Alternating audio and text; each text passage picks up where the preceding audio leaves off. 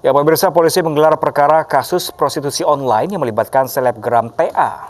Hasil penyelidikan sementara, polisi menyatakan mucikari MR alias Mami Alona memiliki jaringan luas prostitusi.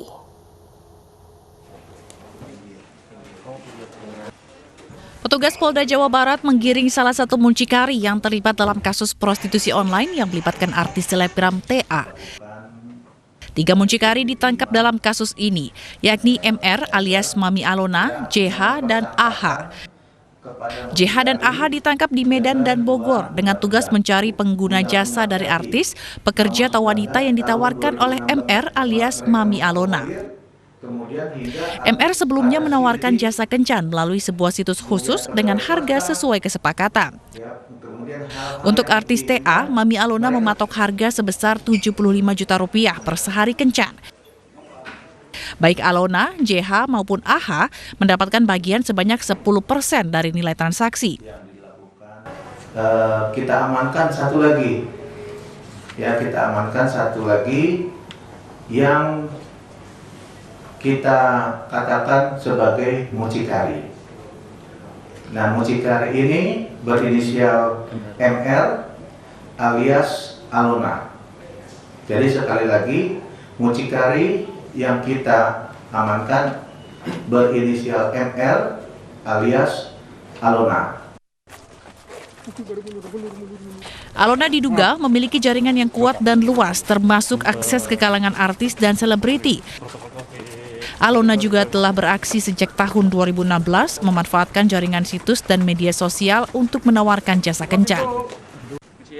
Kemarin, TA ditangkap petugas Direktorat Reserse Kriminal Khusus Polda Jawa Barat di sebuah hotel di Bandung. Saat ditangkap, selebgram yang juga seorang model ini bersama seorang pria yang diduga merupakan pemesan jasa layanan TA. TA diamankan bersama 3 mucikari dan suami salah seorang mucikari. Dari Bandung, Jawa Barat, kontributor iNews melaporkan. Pemirsa, akhir November 2020, polisi berhasil menangkap 4 orang yang diduga terlibat dalam kasus prostitusi online yang melibatkan artis dan selebgram. Dari pemeriksaan diketahui masing-masing artis memasang tarif 30 hingga 110 juta rupiah.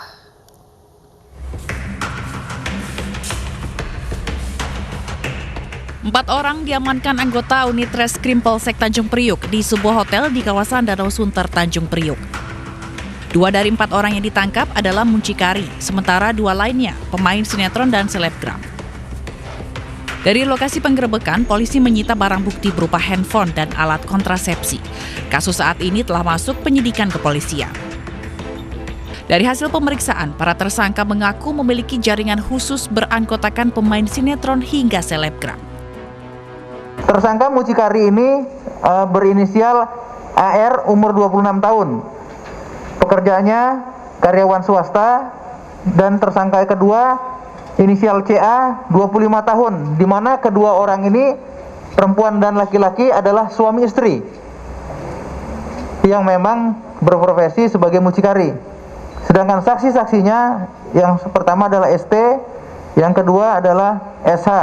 ST alias M berusia 27 tahun dan SH alias MY berusia 26 tahun. Masing-masing artis memasang tarif Rp30 juta hingga Rp110 juta. Tim Liputan iNews melaporkan. Ya, pemirsa, sindikat penipuan yang melibatkan warga negara Nigeria dan WNI dibekuk polisi di apartemen kawasan Jakarta Utara. Para pelaku menipu jutaan rupiah dengan mencatut bea cukai Bandara Soekarno-Hatta.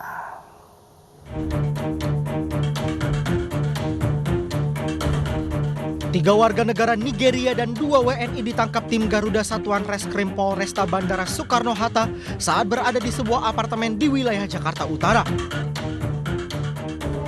Kelima pelaku merupakan sindikat penipuan melalui jejaring sosial mengatasnamakan bea dan cukai Bandara Soekarno-Hatta.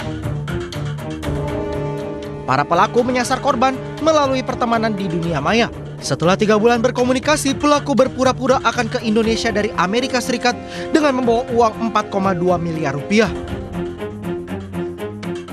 Pelaku kemudian meminta korban untuk mentransfer uang sebesar 17,6 juta rupiah sebagai biaya administrasi pengurusan di kantor Bea dan Cukai. Untuk meyakinkan korban, seorang pelaku WNI menelpon korban dan mengaku sebagai pegawai Bea dan Cukai Bandara Soekarno-Hatta.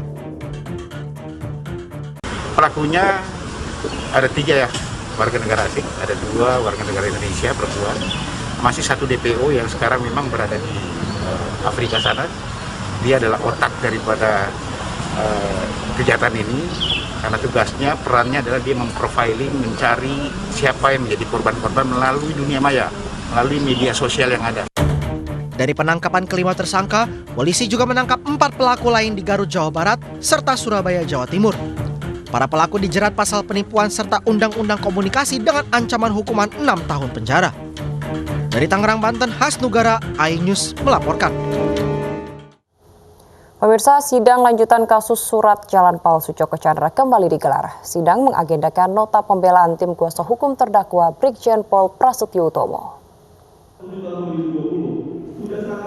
Pengadilan Negeri Jakarta Timur Jumat kemarin kembali menggelar sidang kasus surat jalan palsu Joko Sugiarto Chandra dengan terdakwa Brigjen Pol Prasetyo Utomo. Agenda sidang adalah nota pembelaan tim kuasa hukum Brigjen Pol Prasetyo Utomo. Tim kuasa hukum terdakwa menganggap jaksa penuntut umum tidak melihat fakta sesungguhnya serta saksi-saksi yang dihadirkan pada persidangan. Surat kesehatan COVID-19 bukan merupakan surat wajib dalam perjalanan, bukan produk aturan dalam perundang-undangan, serta keterangan DPO Joko Chandra harusnya kewenangan Kejaksaan Agung bukan divisi Bareskrim Polri. Atas dasar poin yang dibacakan, tim kuasa hukum berharap kliennya bebas dari hukum. Majelis Hakim memutuskan sidang putusan digelar Selasa depan.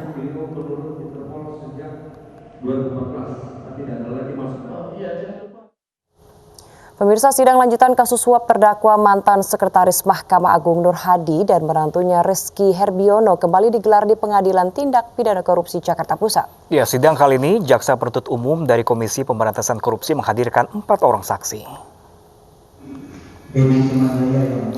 Pengadilan Tindak Pidana Korupsi Tipikor Jakarta Pusat kembali menggelar sidang lanjutan kasus suap yang menjerat mantan Sekretaris Mahkamah Agung Nur Hadi serta menantunya Rizky Herbiono. Sidang lanjutan, Jaksa Penuntut Umum dari Komisi Pemberantasan Korupsi menghadirkan 4 orang saksi. Dalam keterangan saksi, Budi Susanto mengakui terdakwa Nur Hadi merenovasi rumahnya di kawasan Patal Senayan senilai 14 miliar rupiah. Selain itu, Nur Hadi juga melakukan renovasi beberapa properti miliknya yang bernilai miliaran rupiah. Pengacara Nur Hadi menyatakan semua dana yang digunakan oleh Nur Hadi untuk merenovasi rumah yang diperoleh dari usaha sarang burung walet.